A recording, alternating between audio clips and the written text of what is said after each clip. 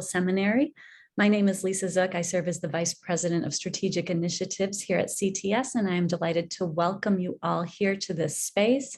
I'm very excited because today's reflection will be led by 5 of our brilliant PhD students on the topic of colonialism and theological education. So before we get to that, I have a couple of just sort of quick housekeeping things to share. You're coming into the space with your microphone muted, so please remember to keep yourself muted unless you have a reason to speak so that we don't have a lot of background noise and can listen to our speakers. I do invite you, though, to open up your chat window, click on the speech bubble at the bottom of your screen, and feel free to engage with the whole room or with individuals as you feel called to throughout the program. If you have questions, as our students are speaking, put them in there. There will be time for discussion toward the end, but you can put your question in as it pops into your head. Also, a reminder that these weekly gatherings are recorded.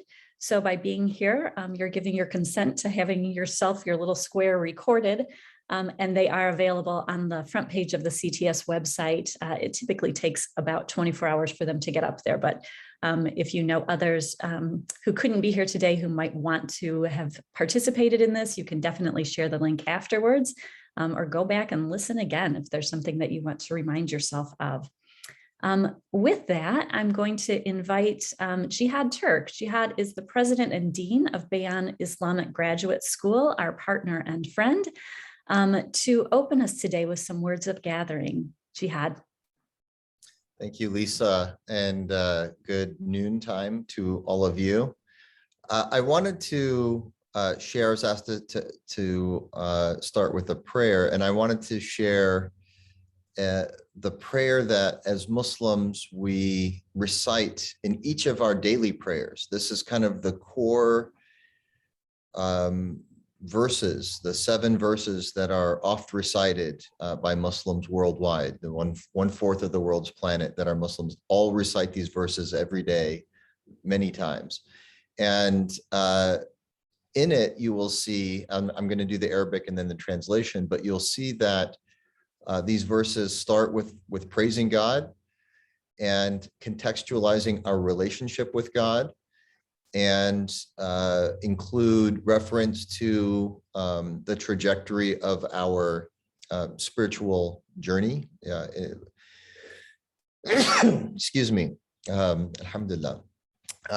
Concluding, of course, with our passing from this world, but then the beginning of our life in the hereafter. And there is an ask. There is one ask in this supplication, and this, by the way, is chapter 1 of the Quran. These are the first verses of the Quran. The Quran, unlike the Bible, is not doesn't have a chronological story of the Muslim community or of humanity, but is a text that has certain themes that permeate the verses. So if you pick up the Quran as a text and read it, any given cross-section of the Quran will contain these major themes.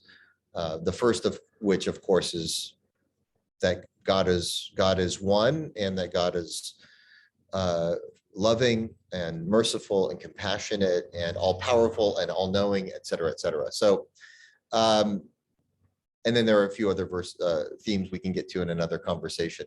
But let us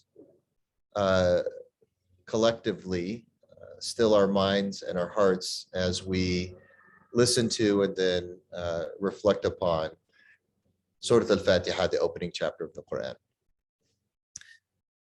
أعوذ بالله من الشيطان الرجيم بسم الله الرحمن الرحيم الحمد لله رب العالمين الرحمن الرحيم مالك يوم الدين إياك نعبد وإياك نستعين اهدنا الصراط المستقيم صراط الذين أنعمت عليهم غير المغضوب عليهم ولا الضالين آمين. In the name of God, the most compassionate, the most merciful. All praise is due to God, Lord of the worlds, the most compassionate, the most merciful, master of the day of judgment. It is you alone that we worship and your help that we seek. Guide us along the straight path, the path of those upon whom you have bestowed your blessings, not the path of those upon whom is anger, nor the path of those who have gone astray. Let it be. Amen.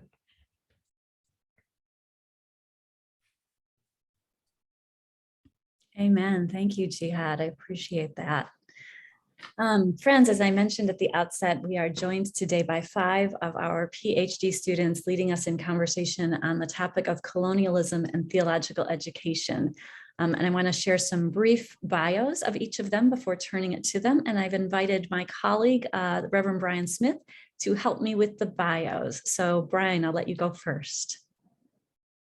Good morning, or good afternoon, I should say. We start with Becca Blackburn, who became a CTS student in the fall of 2020, pursuing doctoral work in the field of biblical hermeneutics. Her research is informed by mystical and prophetic traditions in contested spaces, with particular attention to how biblical interpretation interfaces with ideas about social change. A newer resident of Hyde Park, she savors walks to the lakeshore and Medici's pastries. Nice.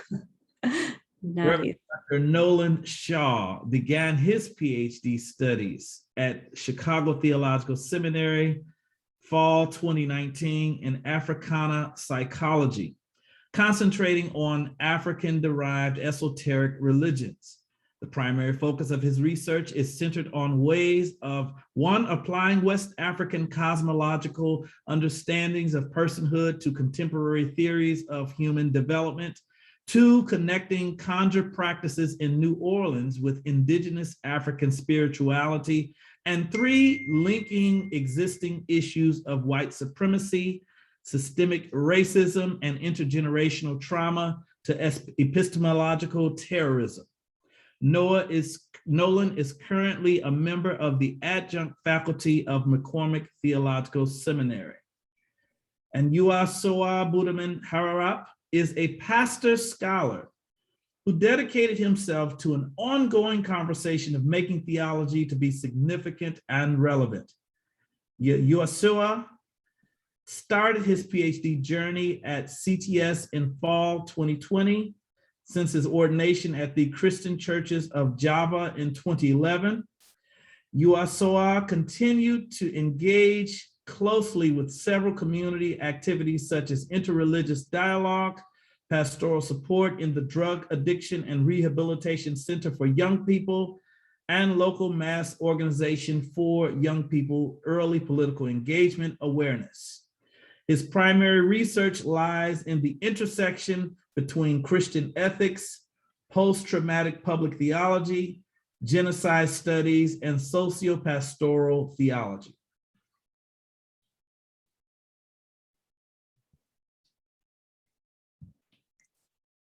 Also joining us today is Lina Safi. Lina is a graduate of an Islamic liberal arts college and an alumna of the CTS MDiv program. From her work as a campus chaplain, she recognized a significant need and interest in identity formation and the development of theological reflection methods from a Muslim perspective.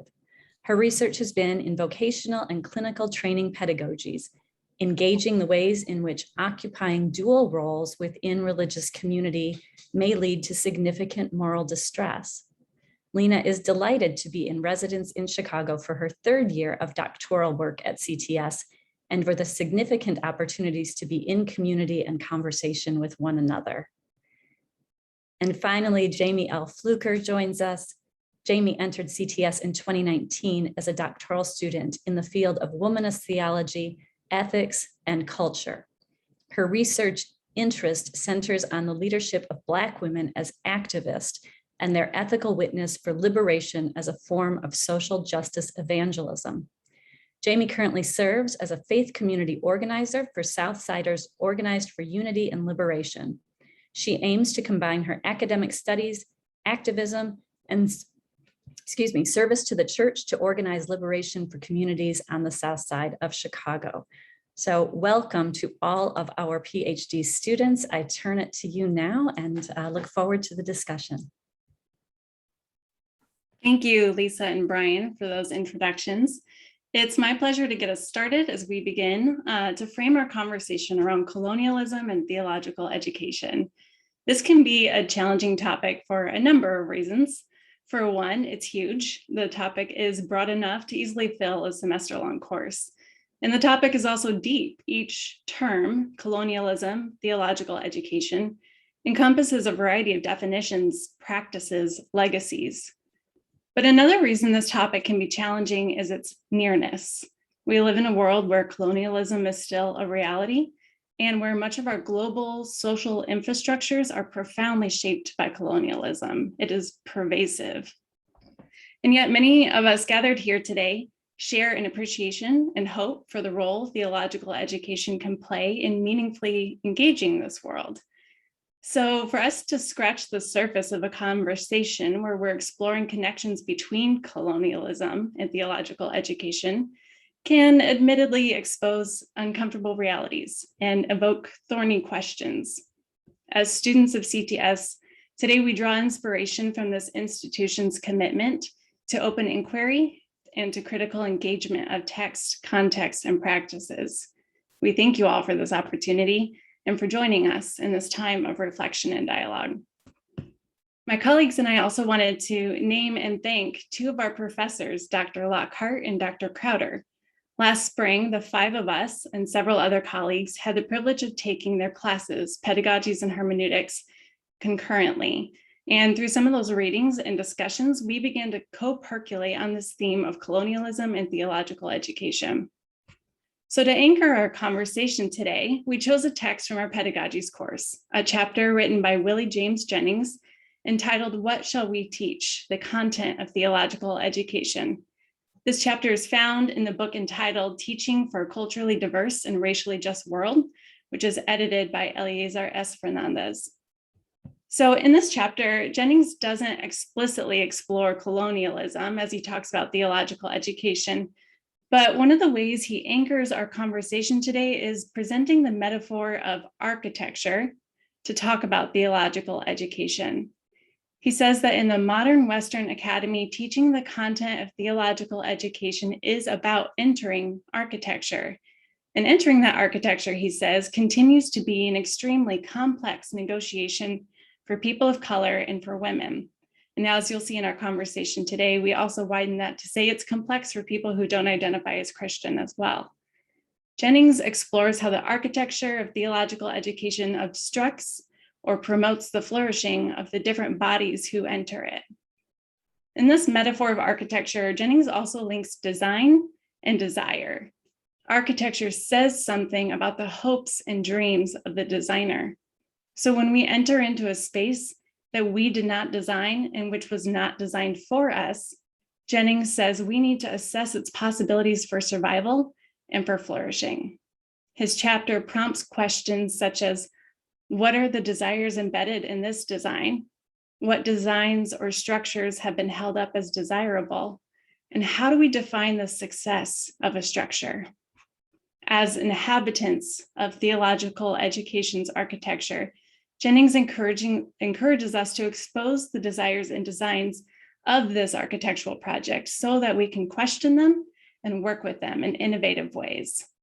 So with this text as our backdrop, each of my esteemed colleagues will be offering reflections on colonialism and theological education through the lens of their respective research fields, but almost more importantly, through the lenses of their lived experiences. After each of them have shared, I'll offer some concluding remarks, and then we want to open it up for Q&A. So with that, I invite my colleague Nolan to begin sharing with us today. Okay, thank you, Rebecca, and thank you, CTS community, for this opportunity to share ideas, thoughts about the relationship between colonialism and theological education. So my aim is to talk about the unfreedom of freedom. The unfreedom of freedom. So in my estimation, the diametrical opposite of freedom is unfreedom. Therefore, for the purposes of this presentation, when we refer to the relationship between freedom and unfreedom within the context of the colonial history of the United States, we are actually asking Black people what it means for Black people to be free. Historically, the United States has been a nation guided by an ideology of white supremacy and controlled by a white power structure that continues to be responsible for a legacy of constitutional racism, epistemological terrorism, and unrelenting assaults against the personhood of Black people. For the sake of expediency, I would like to begin by operationally defining my conception of freedom. Many years ago, I was browsing the philosophy section of my school's library and stumbled on a book that focused on the difference between freedom and liberation. In this book, the author describes 4 dogs, 3 of which were bound by chains of unequal lengths staked in the ground. For example, the length of dog A's chain was the shortest of the 3 bound dogs. Thus, dog B's chain was twice as long as dog's A, and dog C's chain was twice as long as dog B's chain. The author used these 3 dogs to illustrate his idea about the nature of freedom. Through this illustration, the author explained that each of the 3 dogs experience a certain range of freedom as they move around the yard. So in this context, some dogs experience more freedom than others. Thus, the author shows that freedom is a relative term.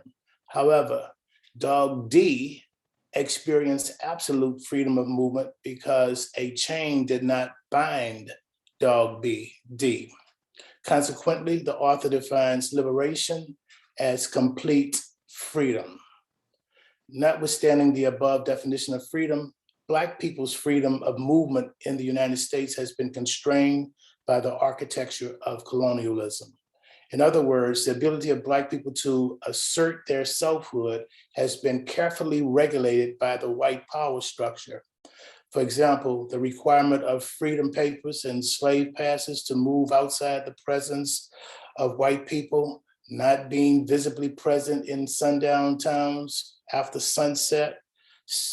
Black people have been subject to indiscriminate search and seizure of personal property, including land.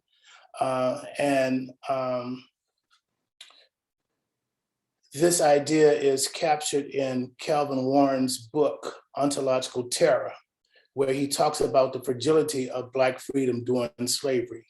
He writes, "The scene begins with Augustus, a free Black man, returning home from a business transaction by wagon.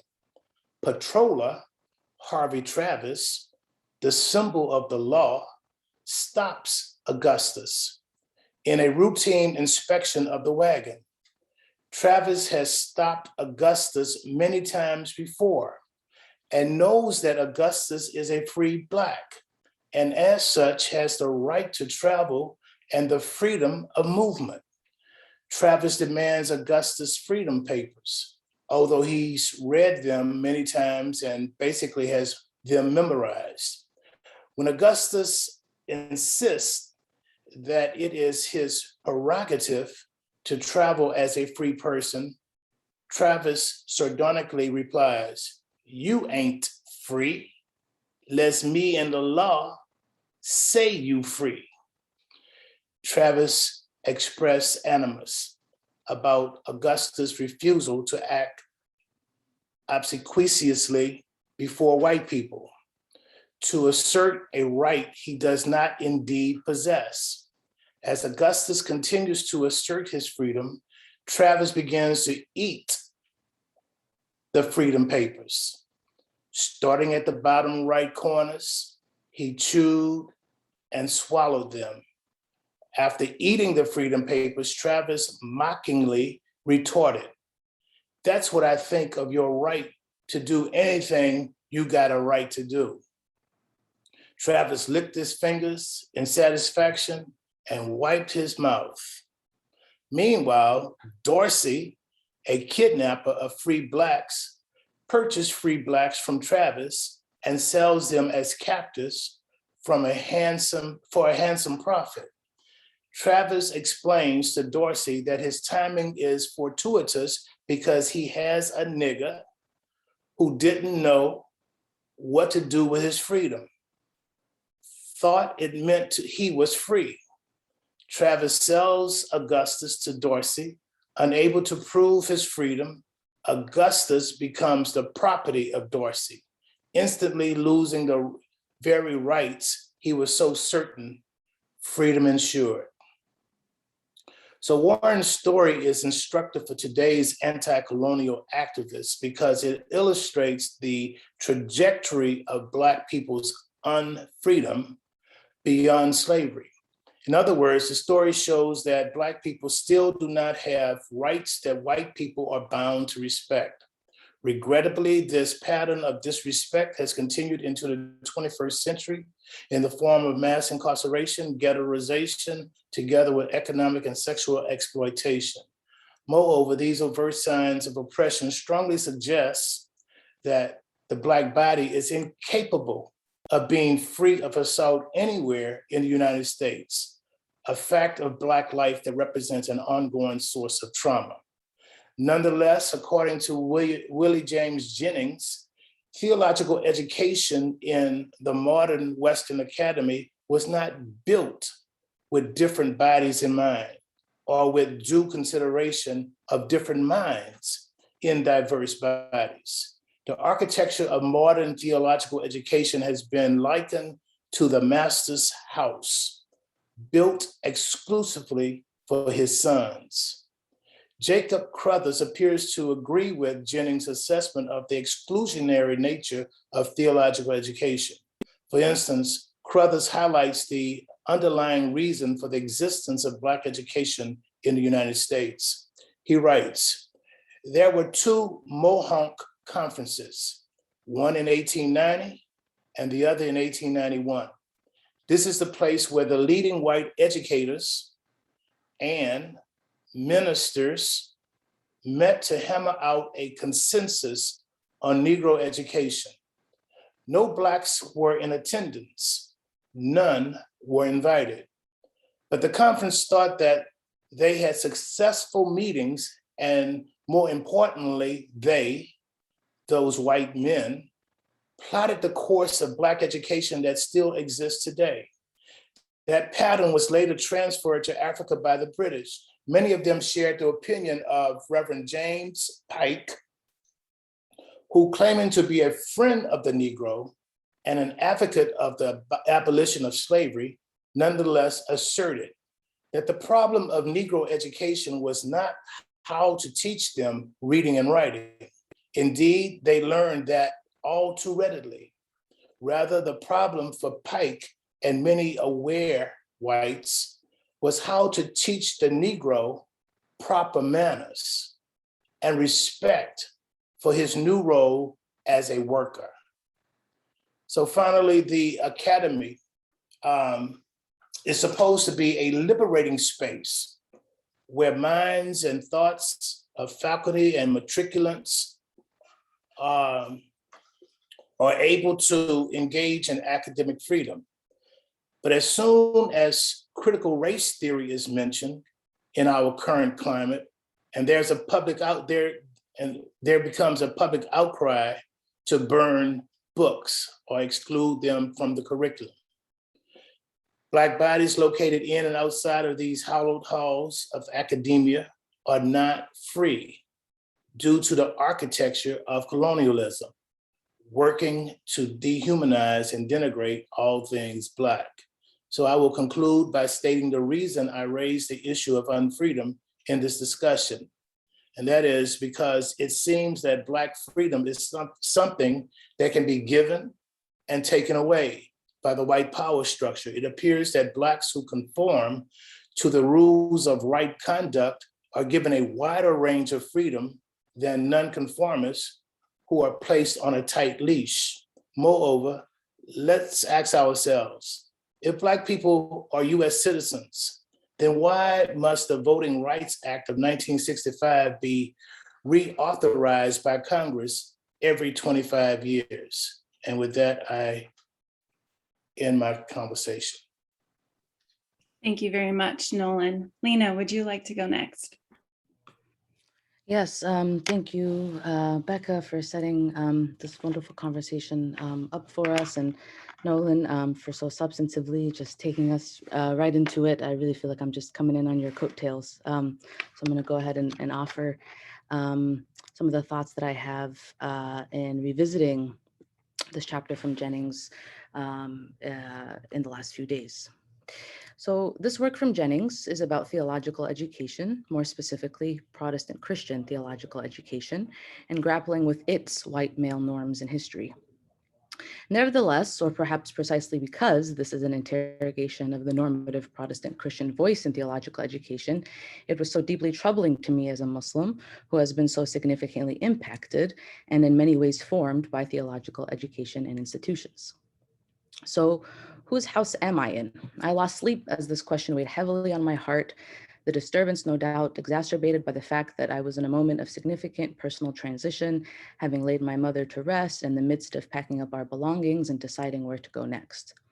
The question of belonging revisited me, but this time, having already been immersed in theological education and training, I made the choice fully informed and with both resolve and recognition that there's nowhere to run from this important collaborative work.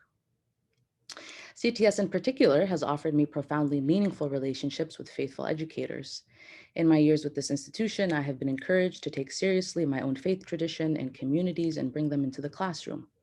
These faithful advisors have relentlessly insisted that excavating and cultivating my unique perspective in our fields of study is not only a necessary aspect of my own identity formation as a scholar, but necessary in furthering the growing landscape of theological education to authentically include people like me and even, dare I say, perhaps learn from and work with aspects of Islamic tradition.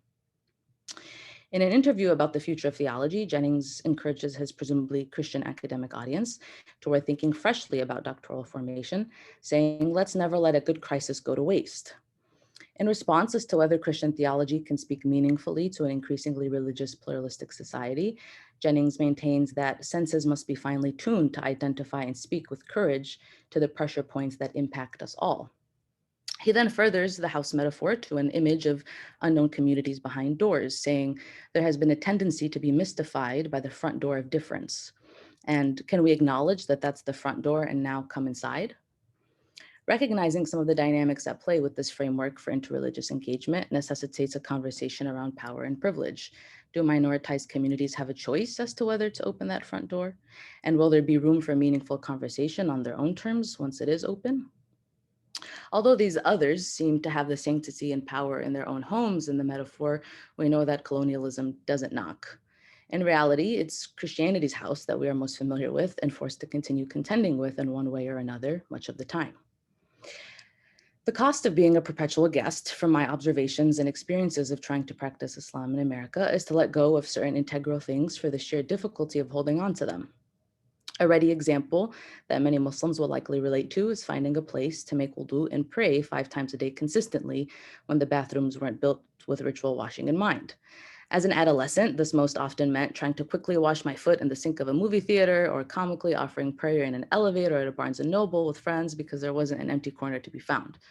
And when that was no longer an amusing adventure, perhaps skip the prayer altogether, because what is the point of observing the prayer if you can't observe the prayer? Coming back to our discussion for today, I would offer a question of, is observance of daily ritual prayer taken seriously in theological education? A cost of being a guest in theological education is the disconnection that students may increasingly feel in relating to our own communities, the further immersed in theological education we become. There may be excitement from the host institution about including diverse voices in the classroom, but what support structures are there beyond the classroom? And in what ways does the classroom's culture, lexicon, history, and expectations exclude the ability of that student to have internal conversations with community members and consider them worthy interlocutors in their formation as theologically informed professionals? I entered the world of Christian theological education with an assumption that I could only engage with it as an outsider. Nonetheless, it has offered me significant learning, while it continues to trouble me with the inescapable reminder that there is no Muslim society in the world not impacted by colonialism and hegemony. Even if I weren't immersed in this world, the questions of colonialism and theological education would still be pertinent for me. So as I contemplate Jennings's inquiries about how we might succeed in spaces not initially built with us in mind and consider what the conditions of success are, I return once again to theological reflection methods. With this concept in practice, I don't need to make a labored translation to fit it within an Islamic worldview. This is a point of connection for me that feels authentic and powerful in and outside of the classroom.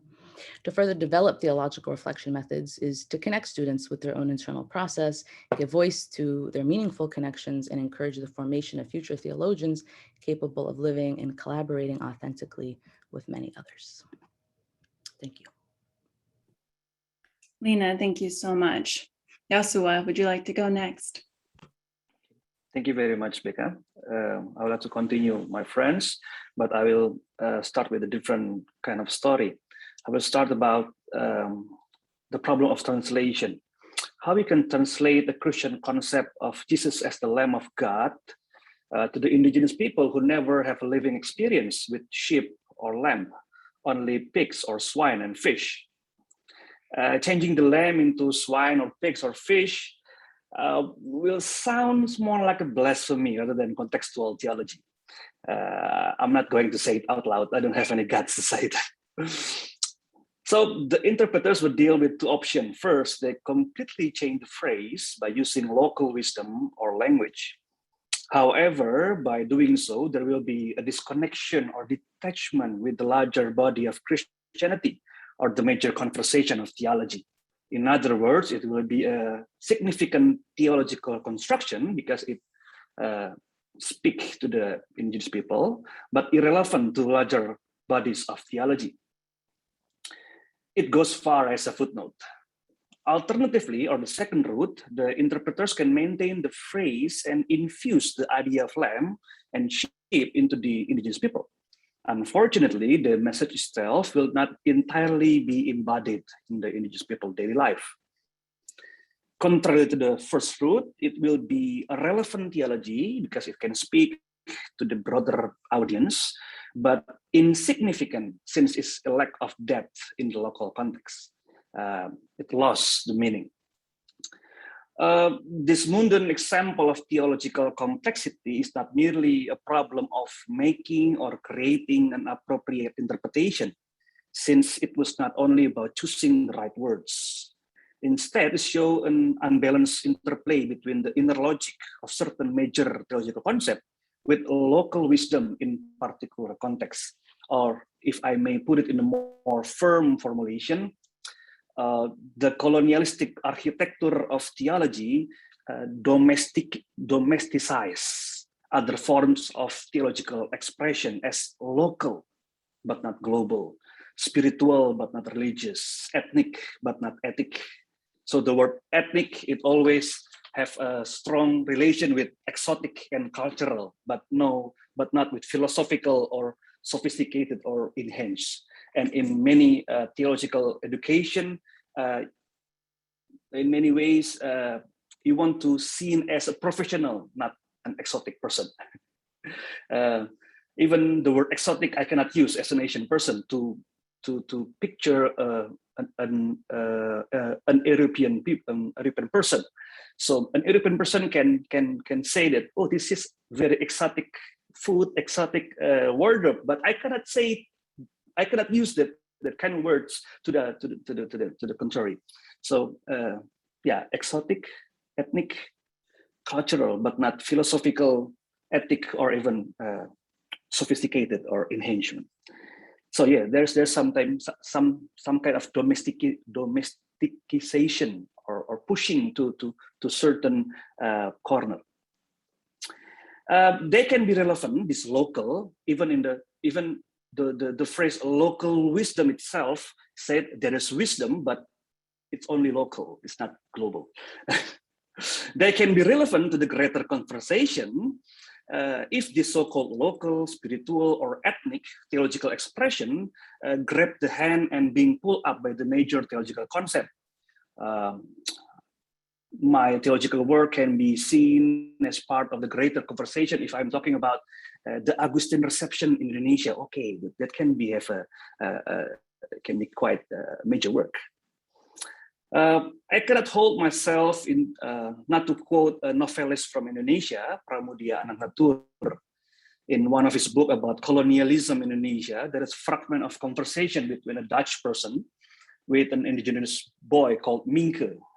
He said like this: "You think, boy, because you wear European clothes mixed with Europeans and can speak little Dutch, then you become a European? No, you're still a monkey." So Minke is like a monkey. I can, we can talk about European and etc. But still, you are not more than a monkey, said this Dutch person. Until this point, it can seems like a pessimistic or dystopian genre of describing theology, but I'm not trying to do at that. I'm not trying to end at that point. But I would try to renounce what Gustavo Guterres said. There is no innocent theology. We need to aware about those kind of theological root that happens in our today's theological education.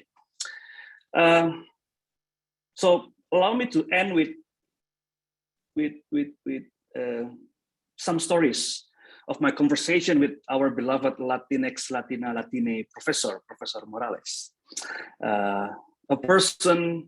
As a person who wants to do theology from the margin, because I want to try to do theology from the 1965 and the genocide in Indonesia, and those kind of history still not accepted by the government as the main history. So I asked Professor Morales, if the history of the margin will never be the main history, then what is the purpose of doing this kind of theological works? His answer is, there's a lot of words he used, which all, because he is very generous in giving and giving giving education and etc. But one of his answers stuck in my heart. He said, to emptying the main hole. And I think this is precisely the reason why I am here today and studying Black American theology and Black American experience. Since I believe the future of theology lies in the interconnection between these domesticized groups that's been pushed away and pushed into the certain corner, the local group. The future of theology lies in our ability to speak some kind of bilinguality of theologies. No longer a monophonic theology, but a more polyphonic theology. I don't want to put my words into Professor Morales' mouth, but his answer makes me realize that post-colonial is not about signifying word to a particular period. So not post like after, but like rather an ongoing stream of movement that tries to create and recreate a new way of doing a theology. So perhaps the main architecture of theology will always be there. But when there are no people inside, what good does it serve? So that is me. Thank you. Thanks very much. Jamie, would you like to offer your presentation? Yes, thank you. Let me first begin by expressing gratitude to CTS faculty and staff for the preparation and the opportunity to engage, and then to my colleagues for being such wonderful conversation partners. In the essay, What Shall We Teach?, Willie James Jennings compares teaching the content of theological education to architecture. Jennings argues that white male heterosexual normativity present in theological education presents a challenge to women and people of color, making it difficult to navigate. Jennings describes this as a haunting by the ghost of deceased European interlocutors. He concludes that for women and people of color, it is an extremely complex negotiation. Writer, feminist, and activist Audre Lorde sums up this complicated situation as being confronted with living in a house we did not build. This is in part because the modern Western Academy was not built with different bodies in mind or with due consideration of different minds and diverse bodies. In her book, Sister Outsider, Essays and Speeches, author Audre Lorde affirms the importance of an organizational approach that is inclusive of social locations and identities that are not white or male. Lorde identified her social location as a Black lesbian mother in an interracial marriage, acknowledging the prejudices that come along with the level of discomfort people experience based on her social identity. Lorde based her thoughts and convictions on what she describes as the oppressive values which we have been forced to take into ourselves. She was mindful of the sacredness of her social identity, noting that because of her identity, she had to learn to hold on to all parts of herself, as opposed to excluding parts of her identity. Lorde suggests that there is no such thing as a single issue struggle because we do not live single issue lives. From stereotypes to archetypes, the challenges lie in reclaiming a historical narrative that places the social location and identity of Black women like Lorde and their ethical witness as privileged texts. In doing so, it requires the addition of a hermeneutical perspective that incorporates cosmology, social location, and context as important elements for understanding and interpreting events. A shift from solely exploring political, social, historical, and economic contexts that are often the bedrock of theological education to a methodological approach that privilege the intersections of race, gender, class, culture, ethnicity, nationality, and language is necessary. Black women have a history rooted in survival and silence. There are many untold stories of the life experiences of Black women. To take seriously the faith, thought, and life struggles of Black women, it is necessary to explore what difference Black women's voices make for understanding religious and spiritual beliefs, institutions, and practices. The restorative work of facilitating dialogue and sharing the narratives of Black women creates a better understanding of doing inclusive theology. The shared narrative and experiences of Black women produces a moral wisdom birthed often from intersectional forms of oppression. And this moral wisdom has produced social change, with Black women serving as the architects. Their work is representative of a womanist movement as defined by Alice Walker as a commitment to the survival of Black women and to survival and wholeness of entire people.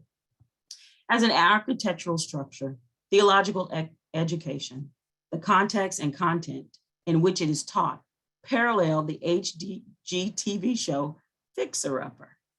If you're not familiar with the show Fixer Upper, the husband and wife duo Chip and Joanna Gaines rehab homes that are dilapidated and with great potential into remodeled and remastered homes that add value to the neighborhoods and communities in which they are located. It is a rehab and revitalization process in which they renovate the imperfect to reveal them as they were intended to be. Like the television show Fixer Upper, the current occupants of theological education often have a hard time seeing the potential beauty in the existing space because of the problems. But like Fixer Upper, they are guided by both Chip and Joanna, who work together to save these homes. Chip specializes in structure, while Joanna tackles the decor and design. It is a process where both content and context are simultaneously rehabbed. The renovations in theological education must provide an approach to learning and interpretation that is inclusive of historical, cultural, and political experiences and events. With the intended goal of privileged spaces that provide communal transformation, it requires both spirit and tongue, prophet and preacher, to challenge the content and context, and to challenge the current theological education architecture. It must also provide space where both story and perspective, narrative and identity are conjoined, combining the past to the present, while also being open to the production of a new future. Theological education will not maintain its curb appeal or property value if we cannot engage in alternate ways of seeing, believing, and thinking. It requires a pivot to match the emerging needs and experiences of students, congregations in the world. It will include what Dr. Linda Tahui Smith calls the process of putting it back together again, which includes rebuilding lineages and understandings of lost and missing knowledge. Serious consideration must be given to the content and the architecture of theological education. As the world changes, the landscape of theological education must do the same. We must challenge the structures you reference that position and reinforce white visibility and privilege their voices in scholarship as authoritative. The call to transformational learning will be required if theological education and formation is to live up to its calling. It is both an inside and an outside job that may not require that the structure be torn completely down, but that we begin with a shift in the content and the context in which we shape scholars, clergy, chaplains, community activists, and even organizers. As a point of personal privilege, I'll say this: as a budding scholar and future theological educator, I am guided by womanist communal practices and the belief that all voices and experiences are valuable for learning, growth, and development. This, I believe, that teaching extends beyond the traditional classroom, and that an individual brings their whole self into the classroom, and thus inclusive space must be made for them to do so comfortably. It is my desire to renovate and restructure the house that is theological education, even if that means one room at a time. Thank you. Thank you so much. We invite you all to prepare questions for our panelists. As you do that, I'm going to very quickly pull out some of the big themes from their conversations. And then please feel free to pop questions in the chat or to simply unmute yourself and ask. So we have themes, and again, I will not do justice to all of them, but we have themes of freedom and unfreedom. We have Nolan naming colonial architectures of trauma and then calling for architectures of liberation, which is complete freedom. We have Lena presenting this dynamic of being a perpetual guest and outsider. And while that may offer some fruitful exchanges, it offers really important pressing questions about the nature of formation and belonging, and what does it mean to belong within a community architecture. And also that great quote, colonialism doesn't knock. That was excellent, Lena. Joshua does a great job of reminding us that theology is contextual.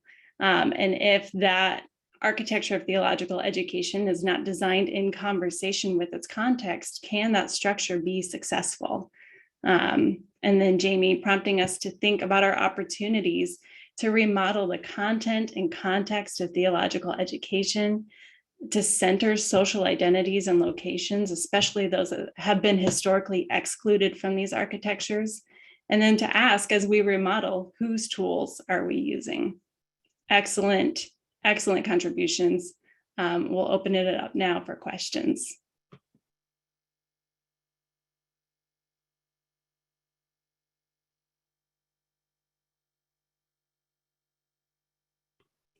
I'll start us off with one while everyone's thinking. All right, so some of you have mentioned this, but let's just open it up for the whole group. So one of the questions that seems to emerge from your presentations is this idea of an ethical approach to space, to place, to structure, and to belonging. So the question being, can a structure that was designed only for a few become hospitable for many? Does it require demolition? Does it require remodeling? Does it require walking away and building something else entirely? Where have you landed in your reflections this week?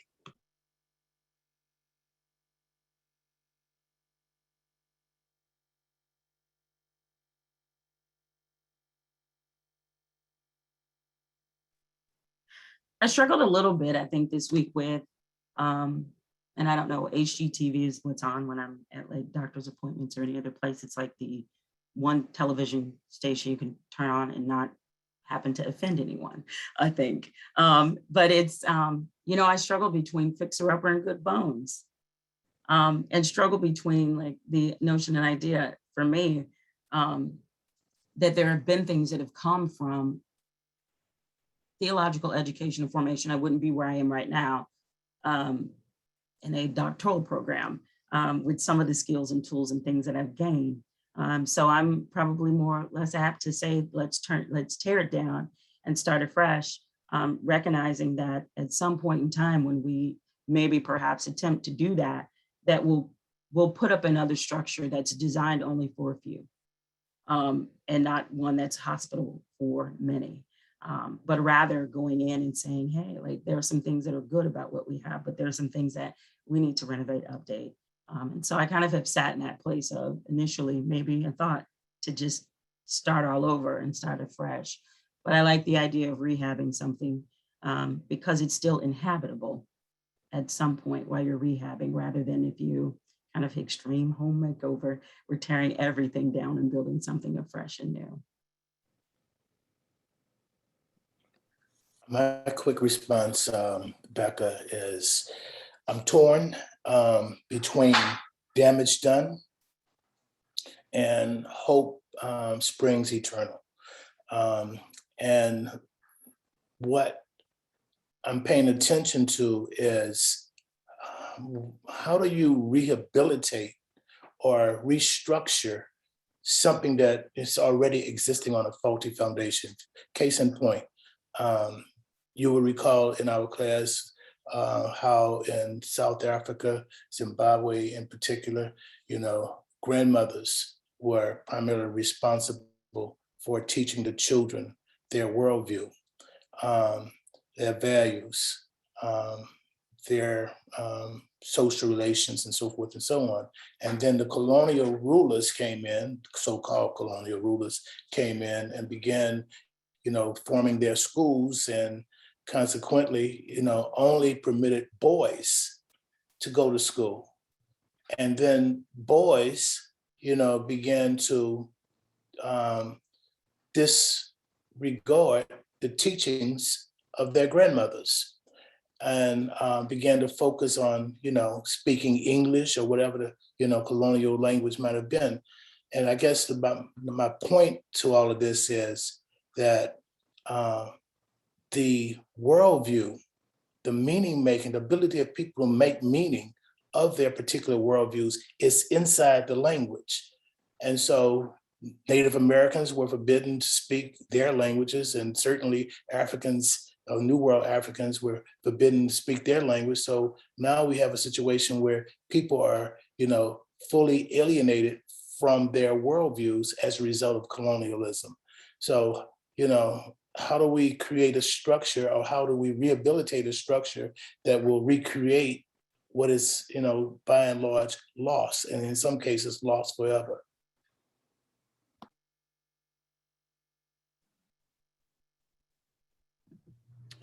Yeah, and I think for me, the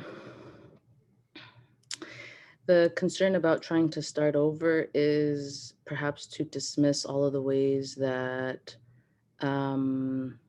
students are currently being impacted, not only in theological education, but just education more broadly. And I'm thinking of my friend and chaplain colleague, Dr. Jessica Joslin, who I met at the University of Michigan in Ann Arbor, and now she also lives in Chicago, but she did her dissertation research on the prayer lives of students at the University of Michigan, which was really cool research.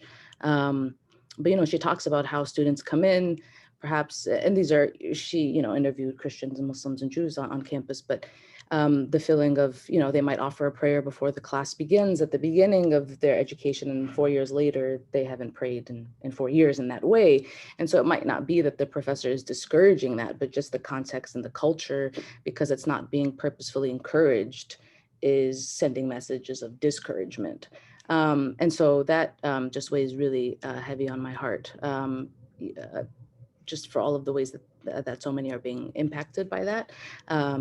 And so I think just the idea of putting our energy towards starting over, I wonder if that takes energy away from engaging with the ways that it's active.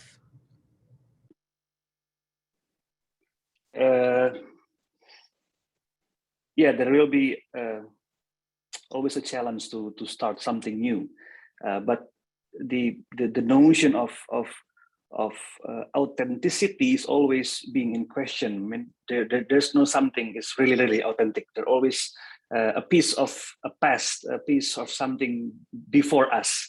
So on the second part, there's always also a good thing to have something to remember. So the structure, the old structure, or the main whole, as Professor Molly said, is always be there, but it tried to remind us to become our memory of doing something new. So perhaps there will be a wings or different. If we think or imagine like a building, there's a wing, different room, but the main whole perhaps will be still there. It become a site of remembrance, or the political of remembrance, if I might say. So there's something we have passed. We passed that. Now we need something new. So I don't think we can start from scratch. There's always we borrow from our past, and I think the same motion also happens in the what we call as the a modern theology, or a more contemporary theology. They always reclaiming the past. They're reclaiming more of church fathers and etc. But they use it in different style and different language. So yeah, thank you. As you can all see, we could talk about this for a semester. We want to encourage you, if you have a specific question for one of our panelists, to feel free to reach out to them over email to continue that conversation. But now I'm going to hand it back to Lisa. Thanks, Becca, and thank you so much to all of our panelists. This was a fascinating discussion, and the chat is, of course, now going crazy with people wanting their questions answered. So thank you for opening up the opportunity for people to continue via email and continue the conversation. It definitely could go on for the entire semester. We do have a couple of quick announcements. I'm going to turn first to Amy Ashleman, who has a couple of announcements for some upcoming opportunities in student life. Hi, everyone. Thank you so much to the PhD students for this presentation today. It was amazing. I just want to say a few reminders of upcoming events. We do have our disability group meeting this afternoon at 3 p.m. Central.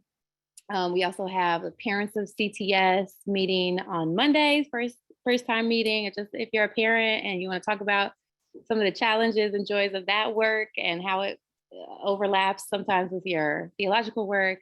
We're connecting on Monday evening, and also on Tuesday evening of next week, the 9th, we're having a conversation around spiritual religious appropriation versus appreciation, and just looking at some of the nuances there as we come more into contact with different traditions and how we can treat them with respect. So please join us for one or all of those events, and hope to see you around. Thanks, Amy. Haley also has a quick announcement. Hi, I'm Haley. I'll be just saying an announcement on behalf of SGA, the Student Government Association. We will be having our town hall tomorrow night at 6 p.m. I know it was planned a bit last minute, as well as we know that maybe some people have night class as well, but it's welcome for all staff, students, and faculty to come. It is for students to come and ask questions to administration. So come, and it'll also be recorded as well if you can't make it, but that'll be tomorrow night at 6 p.m. Central Time. Thank you. Thanks, Haley. Every week we give away a $10 Starbucks gift card to a student to help support our students through caffeine. And this week's winner is Liz Pence. So Liz, watch your email for a Starbucks gift card coming your way. And finally, I hope you'll all tune in with us again next week. A reminder that the link is the same every week. So the link that got you here this week will get you here next week. I'm very excited. Next week, we'll be welcoming CTS alum, Reverend Lilton Marks, as well as Dr. Zachary Moon. They will be reflecting, sharing in conversations on their experiences serving as military chaplains. So it's Veterans Day upcoming next week, so a way to tie into that. So please come tune in for Dr. Moon and Reverend Marks. And with that, we've come to the conclusion of our time together. Thank you again to our PhD students for this great and engaging conversation. I've very much enjoyed yeah, being a part of it. And I have 2 pages of notes that I'm going to be going back through and looking at. So really appreciate it. You guys are fabulous, and you can change the world and change theological education. So look at that. It's awesome. Have a great day, everybody. Peace to you all.